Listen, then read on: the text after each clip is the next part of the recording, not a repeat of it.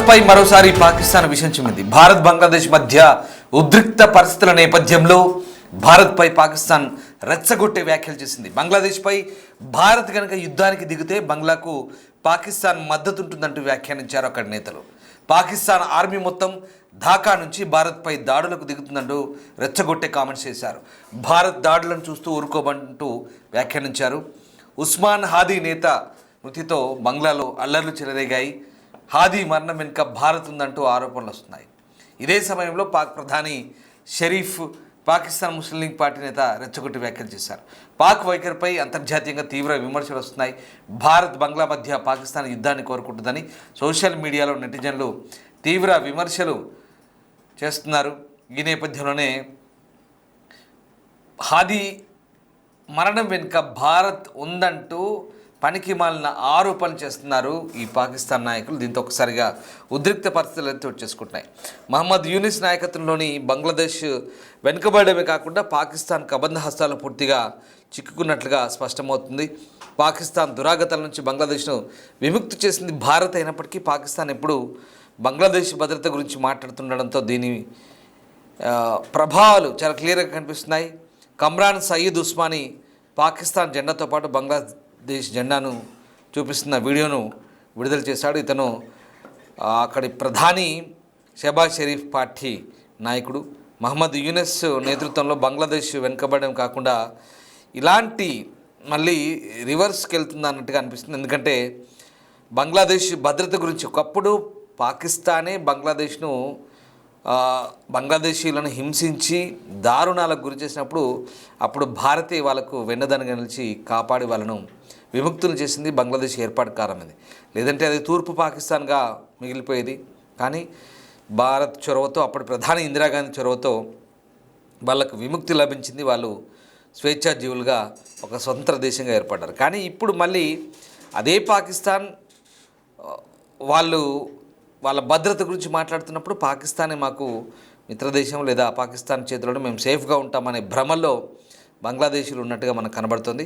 So మొత్తం మీద అయితే ఇక్కడ ట్విస్ట్ ఏంటంటే ఇప్పుడు ఈ విద్యార్థి నేత మరణం తర్వాత బంగ్లాదేశ్లో భారత వ్యతిరేక వైఖరి, మరీ ముఖ్యంగా హిందువులపై దాడులకు తెగబడడం, హిందువులను ప్రత్యక్షంగా చంపడము, హిందువుల ఇళ్లపై దాడులు చేయడము, లేదా భారత విదేశాంగ కార్యాలయాలపై అక్కడ మన కాన్సులేట్ కార్యాలయాలపై దాడులకు దిగబడడం ఇవన్నీ కూడా కామన్గా మారిపోతున్న నేపథ్యంలో ప్రస్తుతం అక్కడ హిందువుల భద్రత, ఎందుకంటే మైనార్టీ హిందువులుగా ఉన్న మన వాళ్ళ భద్రత సంబంధించి అనేక అనుమానాలు సందేహాలు వెల్లువెత్తున్నాయి, ఆందోళన వ్యక్తమవుతుంది.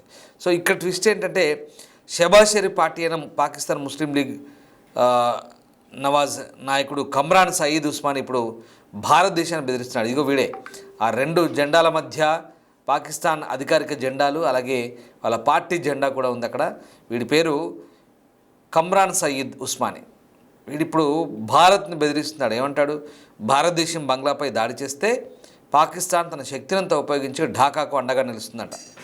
మరి అసలు మీ దగ్గర నుంచి విముక్తి చేసిందే ఈ భారతదేశం. ఒకప్పుడు మీ కబంధ హస్తాల నుంచి బంగ్లాదేశ్ని విడిపించిందే భారతదేశం. ఆ విషయం బంగ్లాదేశీలకు గుర్తులేక సిగ్గుమాలిన చర్యలకు పాల్పడుతున్నారు, మీ సంకలో చూస్తున్నారు. ఇది ప్రాబ్లం ఇక్కడ. కానీ ఇది అదనుగా అవకాశంగా తీసుకొని అక్కడ ఆ దేశంలో అల్లర్లను ప్రేరేపిస్తూ రెచ్చగొడుతూ బంగ్లాదేశీని భారత్ పైకి ఉసిగొల్పుతూ మీకు అంటే భారత్ని నేరుగా ఎదుర్కొనే సత్తా లేక ఇక్కడ బంగ్లాదేశ్ రూపంలో వీళ్ళకి ఒక అందివచ్చిన అవకాశంగా మలుచుకునేందుకు ప్రయత్నిస్తున్నట్టుగా అర్థమవుతుంది. మే 2025లో భారత్ పాకిస్తాన్ మధ్య జరిగిన వివాదంపై కూడా కమ్రాన్ వ్యాఖ్యానించారు. ఇతను పాకిస్తాన్ జెండాతో పాటు బంగ్లాదేశ్ జెండాను చూపిస్తున్న వీడియో అక్కడ కనిపిస్తుంది. ఇక్కడ వీడు ఏమంటున్నాడంటే, ఈరోజు నేను రాజకీయ నాయకుడిగా కాదు, బంగ్లాదేశ్ నేల, చరిత్ర, త్యాగాలు, ధైర్యానికి సెల్యూట్ చేసే వ్యక్తిగా మాట్లాడుతున్నాను. 2021లో ఈ ప్రచారాన్ని ప్రారంభించినప్పుడు ఎవరు నాతో లేరు. నేడు అల్లా ములిల్లా బంగ్లాదేశ్, పాకిస్తాన్ కలిసి ఉన్నాయి. ఈరోజు ఎటువంటి రాజకీయ ప్రకటన చేయను. ఉస్మాన్ హాదీ గురించి మాట్లాడతాను. ఆయన ఒక ఆలోచన, ధైర్యస్వరం. బంగ్లాదేశ్ను ఏ దేశానికి కాలనీగా మార్చనివ్వనని ఆయన చెప్పేవారు. బంగ్లాదేశ్ లోపల ఎవరి బెదిరింపులు అంగీకరించను అంటూ నోరు పారేసుకున్నాడు. సో ఇక్కడ ఇంకో విషయం ఏంటంటే, బంగ్లాదేశ్ ప్రజలు భారత్ను పూర్తిగా తిరస్కరించారని, బంగ్లాదేశీలకు పాకిస్తాన్ పూర్తిగా అండగా ఉంటుందని చెప్పాలనుకున్నాను. ఏదైనా దేశం బంగ్లాదేశ్పై ఒత్తిడి తీసుకురావడానికి, దాడి చేయడానికి ప్రయత్నిస్తే పాకిస్తాన్ అంతా కూడా మీతో ఉంటుంది. పాకిస్తాన్ సైన్యం మా క్షిపణులు మీకు దూరంగా లేవు. ఆపరేషన్ బన్యన్ అల్ మర్సూస్ ద్వారా ఎదుర్కొన్న విధంగానే అదే విధిని అనుభవిస్తానంటూ వీడు ప్రగల్భాలు పలికినట్టుగా మనకు అర్థమవుతుంది. ఒకసారి వీడు మాట్లాడింది ఏంటో చూసే ముందు నేను మీకు క్లియర్గా చెప్తాను. అసలు ఈ ఈ కమ్రాన్ అనేవాడు వీడు అక్కడి అధికార పార్టీ నాయకుడు అంట. వీళ్ళకి ఏంటంటే అసలు ఆపరేషన్ సింధూర్లో చావు దెబ్బతిన్నారు. ఇంకా భారత్తో యుద్ధం అంటేనే గజగజ వణుకుతున్నారు. మళ్ళీ ఏదో రకంగా రెచ్చగొట్టే ప్రయత్నాలు. ఎందుకంటే ఇప్పుడు జమ్మూ కాశ్మీర్లో అక్కడ చొరబాట్లకు వీలు లేకుండా అయిపోయింది. ఈవెన్ మనకు గుజరాత్ సర్క్రిక్ వెంట కూడా చొరబాడడానికి ప్రయత్నిస్తే మొన్న కూడా గట్టి వార్నింగ్లు ఇచ్చాం. ఎక్కడ దారి లేదు. ఏం చేస్తారు ఇప్పుడు? ఈశాన్య రాష్ట్రాల వైపు నుంచి 7 సిస్టర్స్గా చెప్పుకునే మన ఈశాన్య రాష్ట్రాల వైపు నుంచి బంగ్లాదేశ్ను ఎగదోస్తున్నారు పైకి. బంగ్లాదేశ్లో టెర్రర్ లాంచ్ ప్యాడ్లు పెడుతున్నారు. బంగ్లాదేశ్కు ఫండింగ్ చేస్తున్నారు. అక్కడ యూత్ను రెచ్చగొడుతున్నారు. అలాగే ఈ మహమ్మద్ యూనిస్ను చైనా సహకారంతో, అక్కడ అమెరికా సహకారంతో ఆ దేశాన్ని పూర్తిగా అల్లకల్లోలు సృష్టించి షేక్ హసీనాను గద్దె దింపి వీళ్ళ ఎవడైతే ఉన్నాడో ఆ మహమ్మద్ యూనిస్ని అక్కడ అధికార పీఠంపై ప్రతిష్ఠించి వాటితో గేమ్స్ ఆడుతున్నారు వీళ్ళంతా కూడా. ఇక్కడ బంగ్లాదేశ్కి వీళ్ళు మద్దతుగా ఉంటారంట. అవసరమైతే వీళ్ళ మిసైళ్ళు అక్కడి నుంచి మన మీదకి వస్తాయంట. అసలు మరి ఆపరేషన్ సింధూర్లో ఎందుకు ఆ పని చేయలేకపోయారు? ఆపరేషన్ సింధూర్లో భారత బ్రహ్మోస్కి, భారత అగ్ని క్షిపణులకు దడదడలాడిపోయి ఎక్కడికక్కడ తలదాచుకున్నారు. పాకిస్తాన్ ఆర్మీ చీఫ్ ఎక్కడ దాచుకున్నాడో కూడా తెలియదు. చాలా రోజుల తర్వాత బయటకు వచ్చాడు. కానీ ఇలాంటి ప్రగల్భాలు పలుకుతూ ఇప్పుడు బంగ్లాదేశ్కు మద్దతు పలుకుతారంట. ఇంతకీ ఈ విధవ ఏం మాట్లాడారు ఒకసారి చూద్దాం. के तौर पे नहीं, बल्कि उस शख्स के तौर पे आपसे बात करूंगा जो बांग्लादेश की मिट्टी, तारीख, कुर्बानी और जुर्रत को सलाम पेश करता है। मैंने जब 2021 के अंदर ये कैंपेन शुरू की थी तो उस टाइम पे मेरे साथ कोई भी नहीं था, और अब अल्हम्दुलिल्लाह बांग्लादेश और पाकिस्तान दोनों मेरे साथ खड़े हैं। आज मैं कोई सियासी बयान नहीं दूंगा। मैं आज बात करूंगा उस्मान हादी की, जो एक सोच था, जो एक जुर्रतमंदाना आवाज थी, जो ये कहता था कि मैं बांग्लादेश को किसी की माशी कॉलोनी नहीं बने दूंगा, मैं किसी की आजादारी बांग्लादेश के अंदर कबूल नहीं करूंगा, मैं बांग्लादेश को किसी का गुलाम नहीं बने दूंगा। अब सबसे बड़ा मसला इस खत्ते के अंदर यह है कि जब कोई मुसलमान नौजवान उठता है, एक मौसर आवाज बनता है, तो उसको दबा दिया जाता है।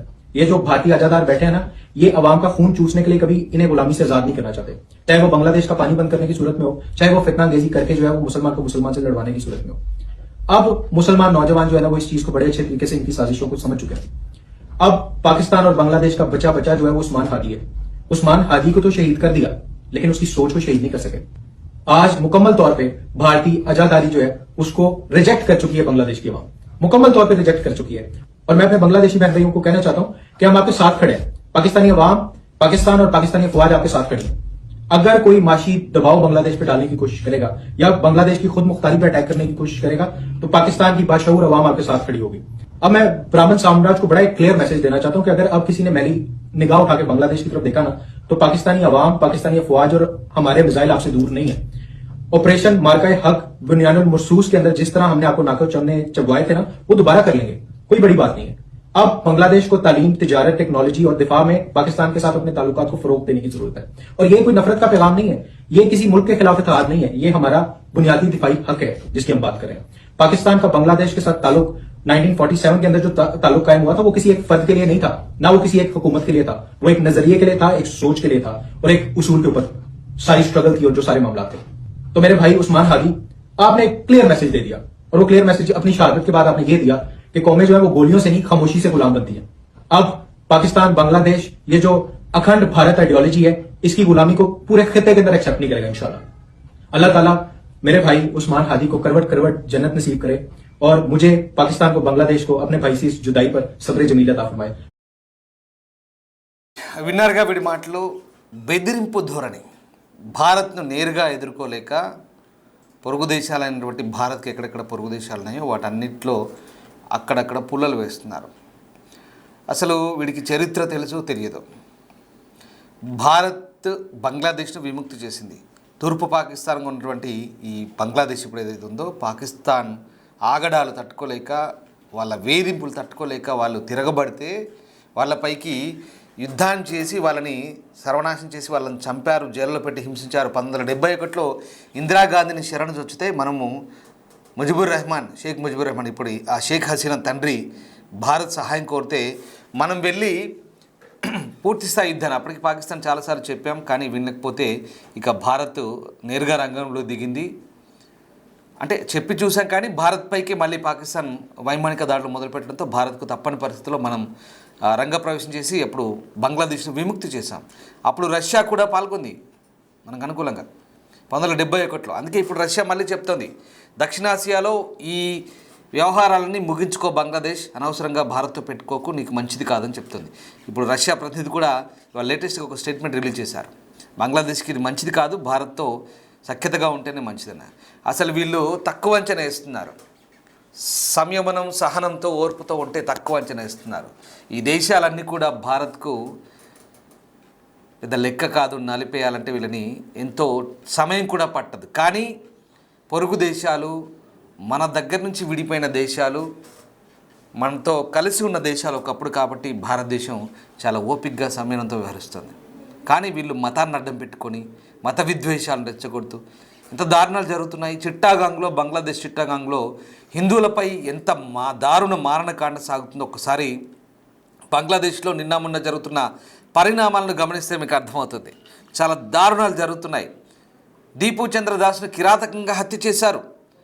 కొట్టి చంపి వేలాడదీసి, చెట్టుకు వేలాడదీసి మళ్ళీ ఒక హైవేపై నేరుగా ఆయన అక్కడ పడేసి చావు బతుకుల మధ్య ఉన్న వ్యక్తిని, చనిపోయిన వ్యక్తిని ఆ హైవేపై కాల్చివేశారు. ఎంత కిరాతకంగా వివరిస్తున్నారు. చిట్టాగాంగ్లో అత్యధికంగా మైనార్టీ హిందువులు ఉంటారు. బంగ్లాదేశ్లో హిందువులు మైనార్టీలు.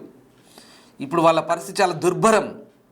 ఆడపిల్లలపై మానభంగాలు జరుగుతున్నాయి. ఆడపిల్లల్ని బయటికి వెళ్తే చాలు దారుణంగా హింసిస్తున్నారు. కుటుంబాలను హింసిస్తున్నారు, మహిళల్ని హింసిస్తున్నారు. అసలు క్షణమొక యుగంలో బతుకుతున్నారు.